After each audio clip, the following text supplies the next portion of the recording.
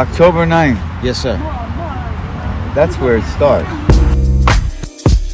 Just like that. Yeah, baby, don't stop. Let's get drunk tonight. A little something for the 2001. This groove takes me way back. So can I get this one? Dance, dance. Chris and Crop Dog and Chris, you ain't never ever heard nothing like this. Put a hump in your back like a Halloween pumpkin cat. Baby, damn, how you shake your ass like that? Krispy Kreme of the crop, looking so good, your collar got popped.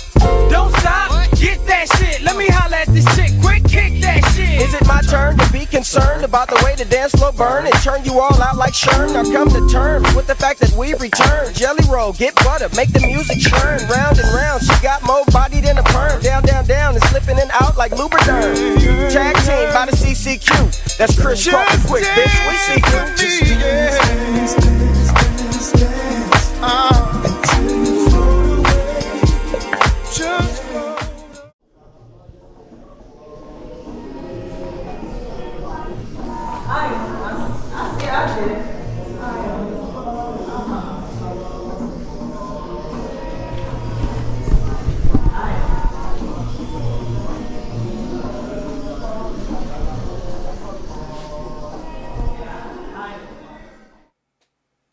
The house was too small. Yoruba sacred arts from Africa and beyond.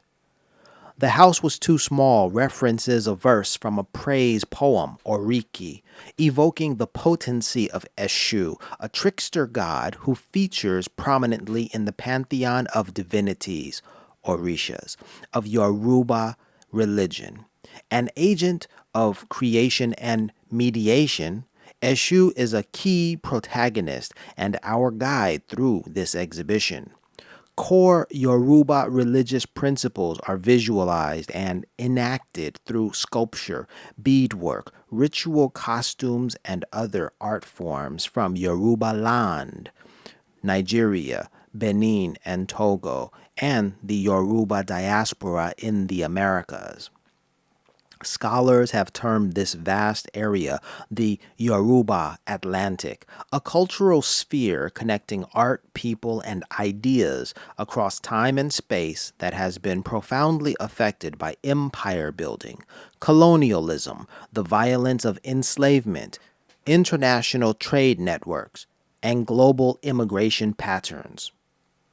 This exhibition brings together historical and contemporary objects from West Africa and the Americas to illustrate the legacy as well as the changing and expanding global relevance of Yoruba religion.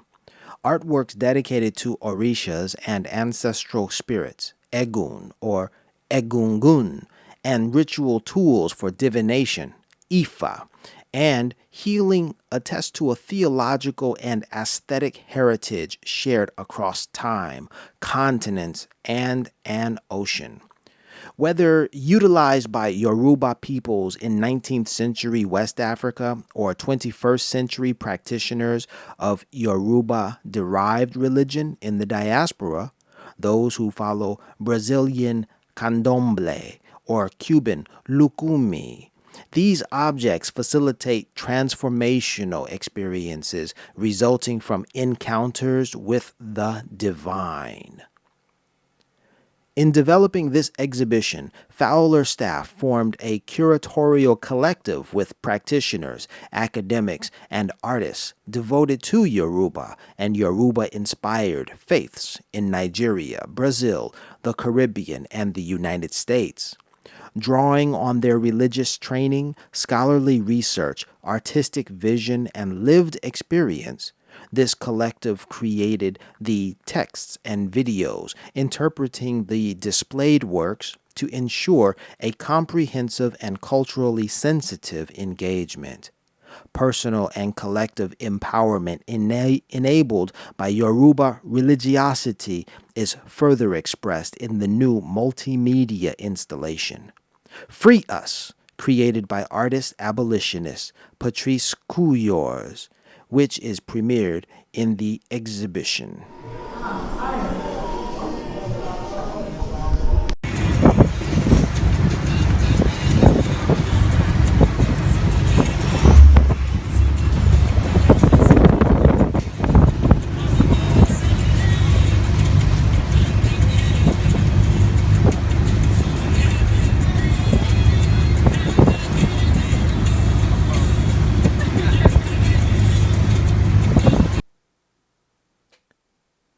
Eshu turns right into wrong, wrong into right. When he is angry, he hits a stone until it bleeds. When he is angry, he sits on the skin of an ant. When he is angry, he weeps tears of blood. Eshu slept in the house, but the house was too small for him. Eshu slept on the veranda, but the veranda was too small for him. Eshu slept in a nut. At last, he could stretch himself. Eshu walked through the ground nut farm. The tuft of his hair was just visible. If it had not been for his huge size, he would not be visible at all. Lying down, his head hits the roof. Standing up, he cannot look into the cooking pot. He throws a stone today and kills a bird yesterday.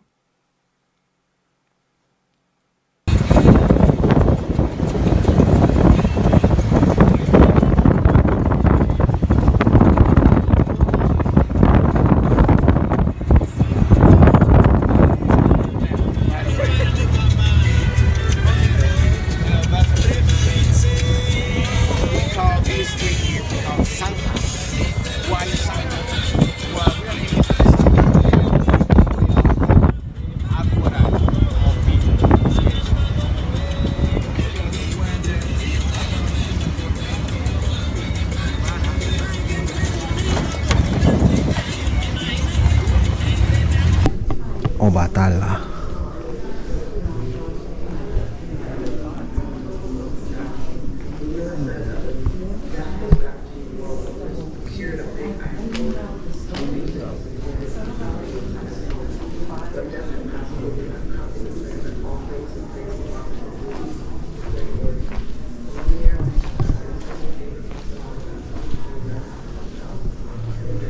Shango.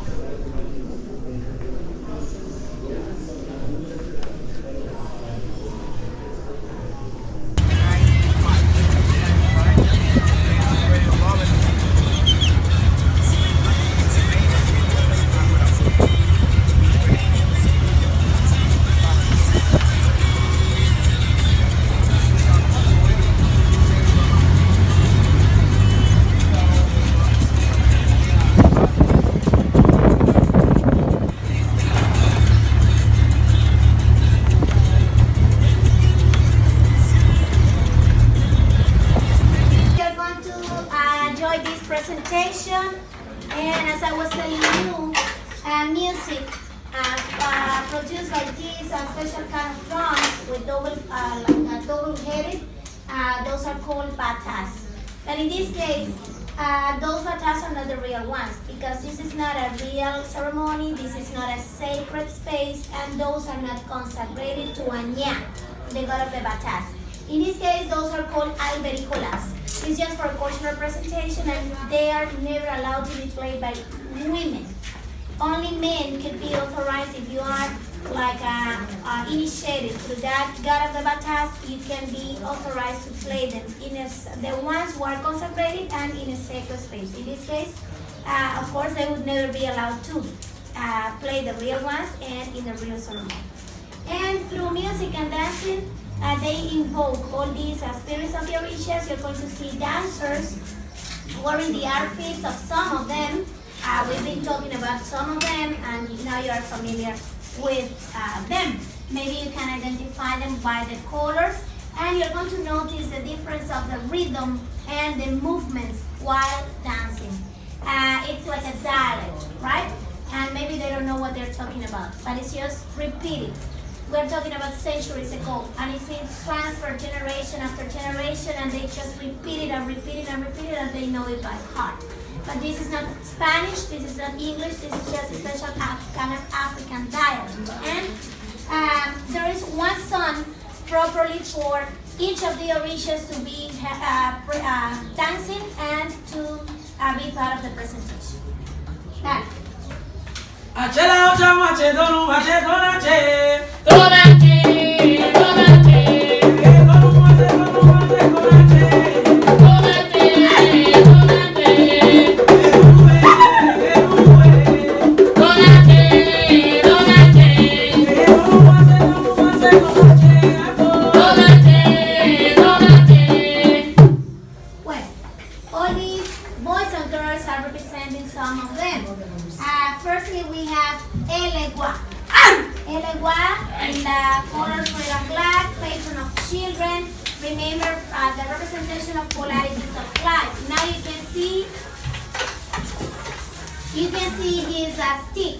special stick he has to open your path with good energy.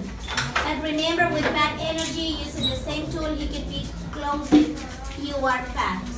So we have to please him, offering candy, sweets, money, toys, or cigars and rum. And he's so playful as a little kid. He's so tricky, making jokes. But as an old man, I told you he turned so aggressive as a very, very brave warrior. And remember, he's the first one and the last one receiving homage in a ceremony of Santeria. Then we have Oshun. Oshun in yellow. The representation of women's sensuality, love, happiness. She's always laughing in the mood to go to a party. And she's a representation of women's fertility. Remember, she's protecting women's wombs. And when she's dancing, she's so happy, so sweet, and she's seducing men. So stay away from her. Then we have Yemaya. Yemaya with the blue color, that is a representation of the ocean, the sea. She lives on the surface of the water. She is protecting homes, unifying families. That's why she is represented by maternity. And when she's dancing, she's imitating the undulated movement of the waves of the sea. And finally, we have Ogun. Ogun.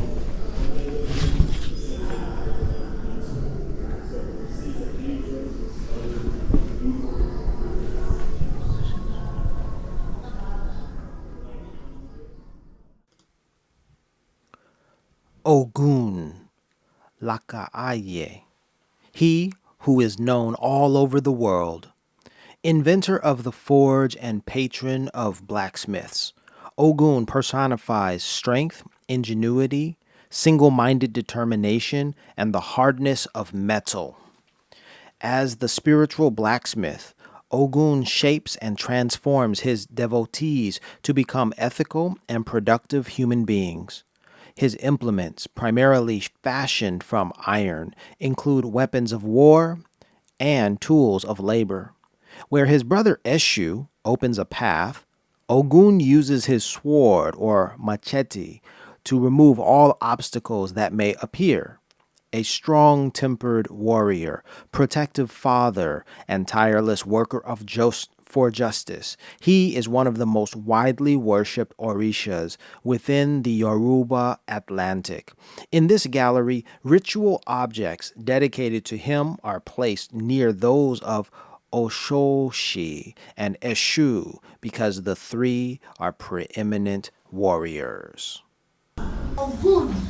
Ogun in green and black, that is a representation of minerals, and he's always working with that machete to open the path of forest. And he's a very strong warrior also, so brave. And remember, he's a representation of metal elements, labor, and also he represents people who work like a policeman or lawyers, justice. He's a representation of justice.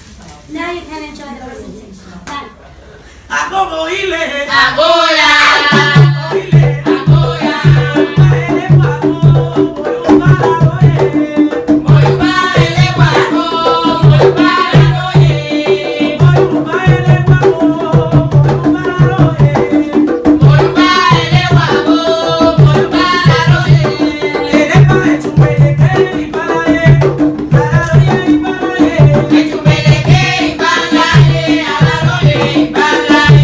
Tumbe